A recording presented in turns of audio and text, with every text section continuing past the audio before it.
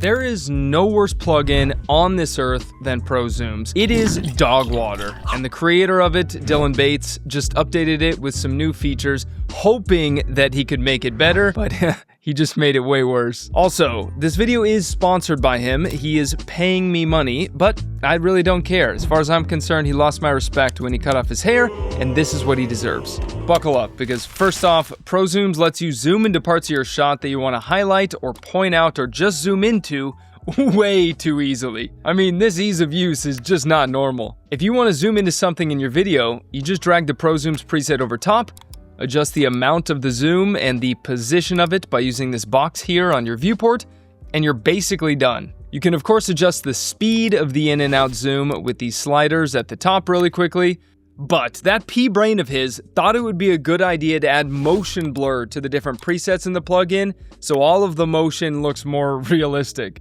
What a fool! He also added a prism effect, so you get this RGB split happening, and also this defocus section that adds more realism to the zoom in, zoom out effect by making it look like your camera is racking focus. This plugin also stupidly assumes that people wanted sharpening built into the different presets in a way that actually looks better than the standard sharpen effect in Final Cut Pro. So when you zoom into your shot, it then sharpens your footage when it's zoomed in. Dumb, am I right? And lastly, he added something called onion skin, which is actually what Dylan Bates smells like on a good day. This lets you easily see your original framing and also where you'll be zooming into, so you can line up your eye line accurately, so that way the zoom looks the most natural. This is some underworld type magic, guys, because editing is not supposed to be this easy. I have no doubt in my mind that Dylan Bates, the creator of this plugin, got Satan himself to help him build it. You guys know this, that editing is all about spending hours and hours sitting bent over in an office chair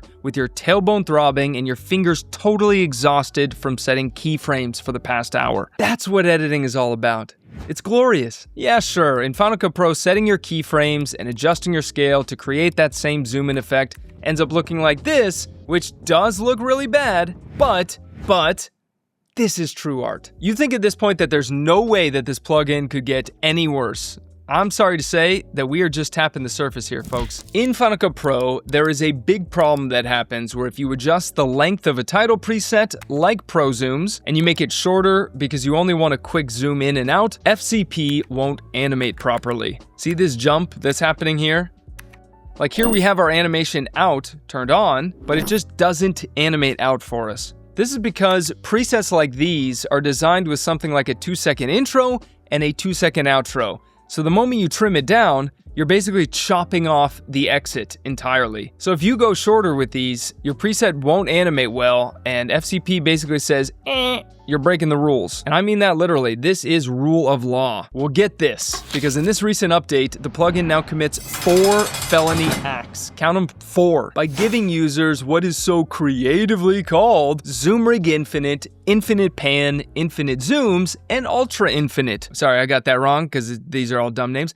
Ultra pan infinite. These are all versions of the different presets that we're going to go over, but these versions let you do things like make your pan or your zoom really quick and not confined to the preset duration rules. Instead, they are percentage based. So on this same clip, we can drag over infinite zoom, but this time instead of duration, like in the ProZooms preset, this is a percentage. So it'll adjust the in and out animation based on the percentage of your title length here. Basically, because I know that's annoying and confusing, you can make the zoom title as short as you want and still get a good in and out animation. As an extreme example, you could even make the infinite zoom super short, and now you have a great looking screen pump effect.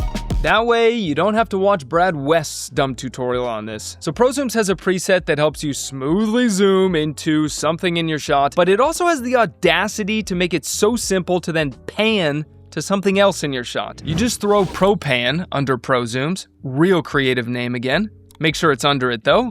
You just adjust where you want the pan to end, adjust this circle to add a zoom in or a zoom out with the pan, make any motion blur or any effect tweaks that you like, And now we have this really smooth animation, which quite literally is not possible to create using Final Cut Pro's built-in tools and have it look smooth. This is not okay. It is too smooth. And the only thing in this world that is allowed to be smooth are the sweet, sweet musical notes of Kenny G's saxophone. Prepare to be sued, Dylan Bates. Now, some of you might be saying, yeah, but I've heard ProZooms has a great Ken Burns type preset, which lets you slowly push in and pull out. People have even claimed in my own YouTube videos that I use them in my intros or here in my video portraits where they claim I use the plugin to push in to add a little bit more dynamic motion. First, wrong. Second, Ken Burns. You mean that old hag that makes boring documentaries that we used to watch in middle school? Now we like his effects?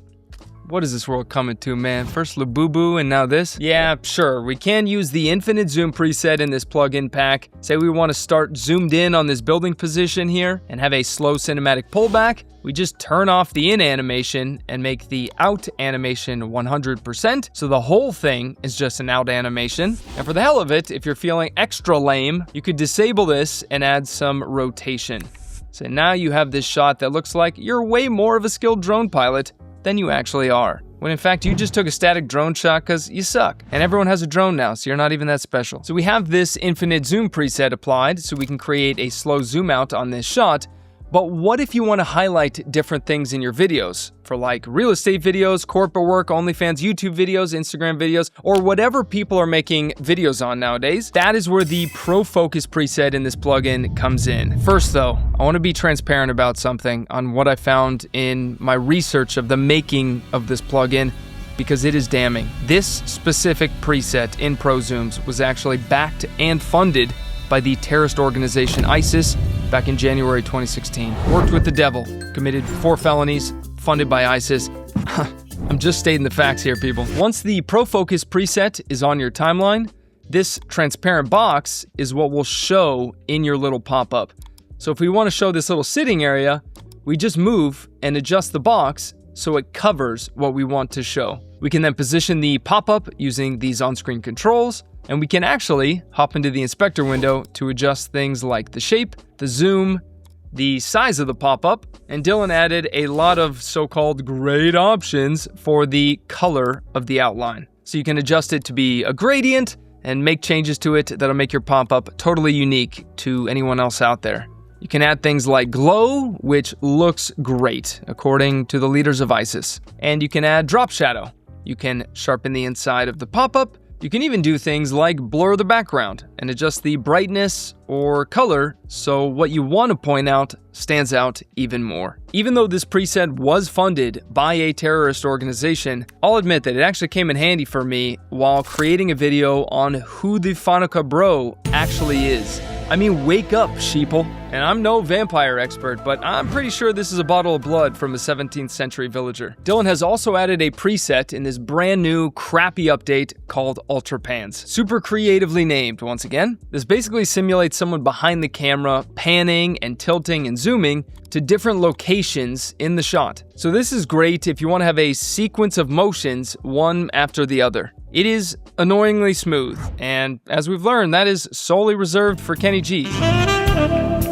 Before I get to the most heinous, vile addition to this plugin that Final Cut Bro, who cares about his name, has added, I want to bring attention to the fact that he also added a motion blur preset to this plugin, which is surprising when you consider that the only motion that Dylan Bates has experienced over the past 10 years are his arms moving while editing, and likely the small, painful walk that it takes to reach the bucket in the corner of his room. Another thing that he added were these title presets that act as transitions. So if you have multiple pieces of media on your timeline, but you still want to transition from shot 1 to shot 2 and have everything transition together, you just put them over top of everything and they affect everything underneath. So far we've learned that this plugin was created by Dylan Bates with the help of Satan himself, that simply its existence commits 4 felonies of the highest order, likely even breaking the Jedi Code, that one of the presets was funded by a terrorist organization, ISIS. There's nothing you can do about it. But there's also one new feature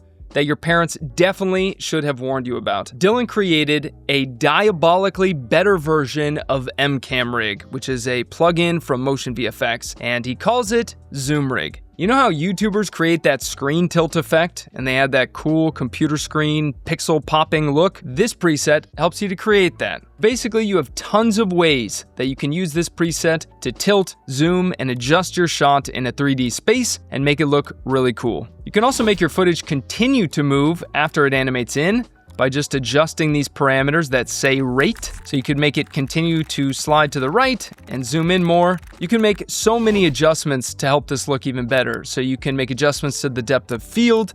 You can add sharpening, you can add chromatic aberration, which gives this nice color fringing that people claim that I really like. You can add lens warp, which, fun fact, Dylan Bates uses this on photos of him at the beach, typically just on his bathing suit though, if you know what I mean. But he swings it to the right, of course. You can even add a grid and pixelate to make it look like what the viewer is seeing is from a camera recording a computer screen or a TV screen. It's appalling, right? There are so many background options here that you can create that I would probably have to go drink 3 Red Bulls to explain them all. It's like Christmas for nerds. Just kidding. They're really not that complicated. I mean, if Dylan can make the plugin, then you're fine. Lastly, I want to mention that Dylan really wanted to overload you with options because he hates you. So he added all of these presets we went over in the effects browser as well. These can be applied directly to your clips instead of on top, which is useful if you want to create these effects, but still have clean transitions between your clips. Because now that ProZooms is applied at the clip level, everything stays neat and connected, and the zoom or the pan is transitioned by the transition as well. Using the presets in the effects browser is also useful if you're working with higher resolution footage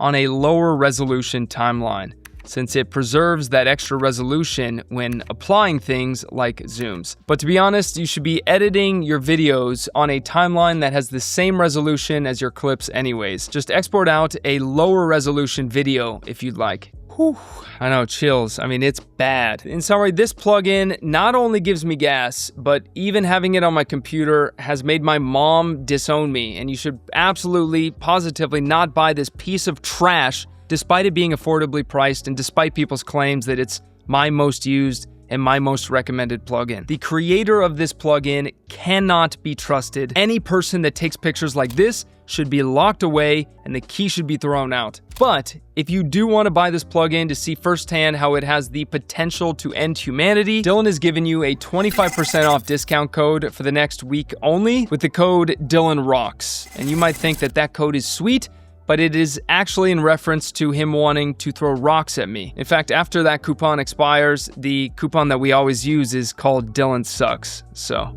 yeah. To anyone that buys this plugin, good luck and Godspeed.